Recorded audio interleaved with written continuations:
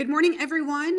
We are here as a Multnomah County Board to give a statement on some of the actions that are being taken down in the legislature today around Preschool for All and the preemption for Multnomah County. So what we know is that the Democratic-led Senate Finance Committee is pushing an anti-democratic 11th hour bill that threatens the future of Preschool for All. This is unconscionable and underhanded.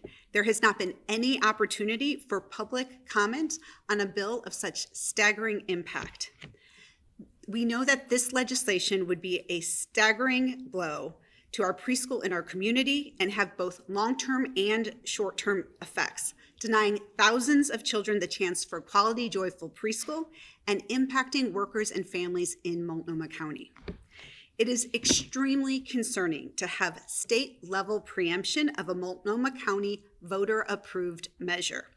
Hasty decisions affecting the rollout of this program will not serve the families and workers of Multnomah County. Preschool for All is a community-driven commitment to opportunity, equity, and support for children, families, workers, and small businesses, with 64% of voters saying yes to in 2020. It is crucial that future decisions are guided by data and guided by community. I want to assure families, providers, advocates, and voters that the County Commission is standing together and Multnomah County is doing everything possible to protect against this unprecedented, unfair, and undemocratic effort. And Chair, what do you think is going on here? You know, having served in the legislature myself, I think that there is some end of session maneuvering that is happening at the last minute to try to get out of the building, whatever folks are trying to do. But I think that using the children, family, workers, and people of Multnomah County as a means to get to that end is completely undemocratic and unfair. And really, it is like nothing that I've ever seen before come out of the legislature. I want to give my colleagues on the commission an opportunity to also provide their comments and thoughts on what's happening. Hi, I'm Megan Moyer. I'm the Multnomah County Commissioner for District 1, which includes downtown Portland and a significant portion of the taxpayers who end up paying for Preschool for All. So I hear a lot about this program, and you might be surprised how overwhelmingly my district supports Preschool for All. I ran openly supporting universal preschool because I know what a huge economic driver it is. It allows highly skilled workers to come and locate here, and we provide a service that no other community in Oregon does. I want downtown Portland and I want Multnomah County to continue to lead the state in economic activity and as, to be honest, the tax base of the state of Oregon. I went to Salem this session and I have been fighting for dollars for downtown Portland and its revitalization. I encourage the legislature to care about the economic well-being of Multnomah County, but I significantly question their economic understanding of the value of Preschool for All. I don't just think this personally, I base this off of well-documented research that shows that universal preschool is an incredibly effective driver of economic growth. When I think about what the future of Portland and Multnomah County needs, it is a highly skilled workforce that will start and grow businesses here in Portland and in Oregon. And in order to do that, we have got to retain our educated and skilled workforce. Why are families looking to move? I have never once heard that the reason a family with children and highly skilled upper income earners left Multnomah County was because of a Preschool for All tax. I have heard about concerns about the lack of affordable housing, the lack of quality public education, and other very, very real concerns. But universal pre-K is what will give us the competitive advantage to bring the workforce necessary for Portland to continue to be the heart of the economy of Oregon. Please do not overturn the will of the voters of Multnomah County. Thank you. Thank you. Shannon Singleton, my pronouns are she and her, and I'm Commissioner for District 2, North and Northeast Portland.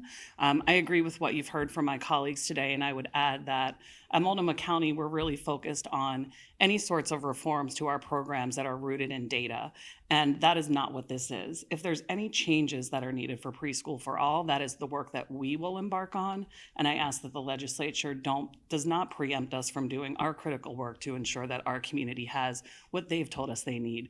Like Commissioner Moyer, I campaigned very strongly as a supporter of Preschool for All, and throughout District 2, that was a message that resonated with the voters in this community. And so this is not a good move by the legislature to overturn the will of the voters in Multnomah County, but also the support that this program has.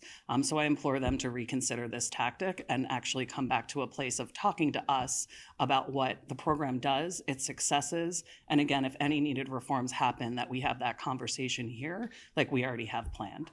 Thank you. Good afternoon, Commissioner Jones Dixon from District 4, and I just wanted to again express my deep concerns. District 4, we have the most toddlers per capita in the country, and this action or this decision will disproportionately impact our district, both in Gresham and the 4 cities out in East Multnomah County. Also, I would invite the state legislator to come and hear about the actions that have been taken or will be taken over the next 2 months through the TAG program that the chair and my colleagues are leading. And then also just wanted to highlight that we're actually inviting and listening directly from our providers as far as the challenge or the changes that need to be made. So thank you. Chair, were the discussions between you and the governor behind closed doors on this?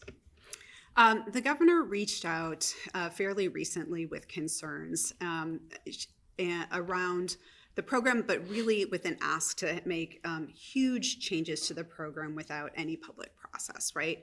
A 4-year moratorium was the first thing that was brought up, then a 3-year.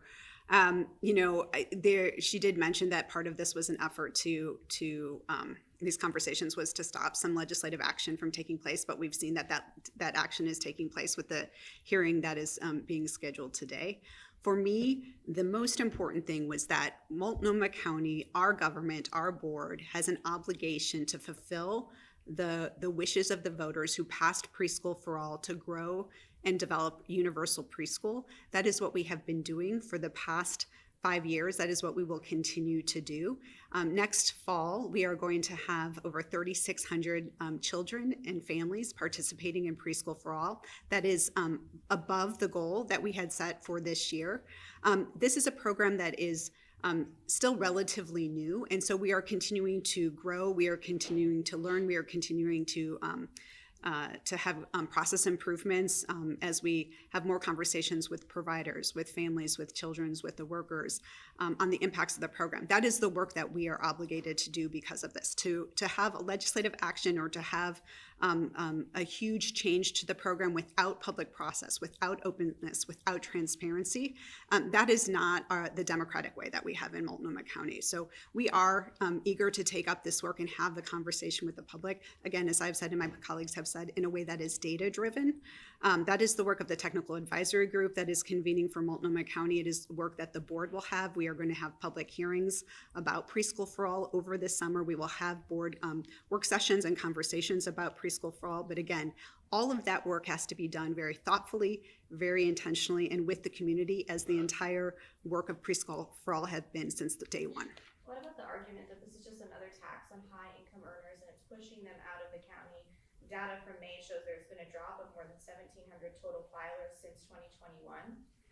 Do you have a comment on that? Yeah, we actually have updated data that we can make available to you from our county economists based on some of the information on the latest thing. But here's the thing, and I have said this before, and I'm happy to say it again. If this Preschool for All tax, if the revenue mechanism we have for this program is actually truly pushing out the voters that we are relying on to fund this program, then it is not going to be successful. It's not going to do the job that it was intended to do by growing and supporting a program. So we want to have that conversation, if that is the case, to look at changes that might need to be made, but it has to be data driven and it has to be thoughtful and intentional, because any change to a revenue mechanism is going to have very real impacts on the program itself. It's going to have very real impacts for those families that are excited about their Preschool for All seat in the fall, for those providers who've made a commitment to have Preschool for All seats, who have grown and opened new businesses because of this. So again, we want to be responsive to the data. We would love to engage in that conversation and are excited to do so. But it has to be done with not just considering impacts on taxpayers or people who may or may not be leaving the county, but also the very real impacts for those people who are participating in Preschool for All. Do you want to share about the tag or the expected outcomes from the tag? Because that might. Yeah, thank you. So, to just to build up a little bit more about the Technical Advisory Group, or the TAG, this is a group that's been convened. It's mainly made up of economists, demographers, financial and business folks, early learning experts, but it's a group that is going to be advising the board on the Preschool for All tax. We are working with an economic advisor, so Econ Northwest is going to be helping to facilitate the work of the TAG, and they are tasked with providing recommendations to the entire board about Preschool for All, the tax revenue mechanism. I've given them specific things to look at in addition to their directive that's in the legislation that talks about whether or not we should increase the revenue. Would you challenge the idea that the preschool tax is one reason higher income earners are moving out of the county as opposed to the homeless situation? I mean, I think that it has been a really hard time for the city of Portland and Multnomah County for the last 5 years. We have been hit. We were hit by COVID. We saw many of the business activity and folks working and living downtown. That changed dramatically because of COVID. We have the highest number of people living on the streets than we have before, and we are working diligently as a board, as a region, to address that issue. I do think that there are some people who may have left because of Preschool for All, but that numbers in relation to the total growth of people in the county, or even the number of taxpayers that are paying Preschool for All, that is still information and data that we need to see. And there are other reasons as well, as far as like utility rates and other taxes and things like that. That's what I'm hearing specifically from folks in East Portland. So there's a whole bunch of contributing factors, not just Preschool for All. I think it's important to have a conversation not just about our tax base today, but who is going to be our tax base in the next 10 to 20 years. And so as I look at, one, I don't concede that I believe high income earners are leaving, one, and then two, because of Preschool for All. I think that is a leap that I have not seen supported.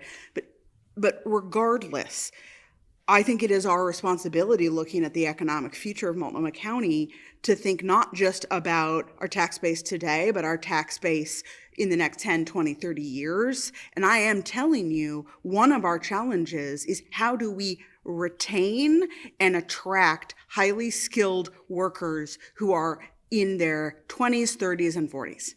And Preschool for All is a direct benefit to that demographic. So I want to talk about tax base. It's important, but we cannot just focus on today. We have to be planning for what our community looks like for the next 30 years. Do these higher income taxpayers qualify for Preschool for All? If they have children? Yeah, today. Oh, go ahead. Yeah, sure. Yes. Yeah, so as I said earlier, we will have 3,600 folks in the fall. I think for next year as a total, we're looking to have 3,800 families. This is a program that is set to grow to universal by 2030. By then, anyone who has, a 3 and 4-year-old who would like to participate in Preschool for All will be able to. But right now, today, anybody in Multnomah County who has a child that age can apply for that program, and to the best of the ability, people will be matched up with an available Preschool for All seat. Okay. And Thank I have you. to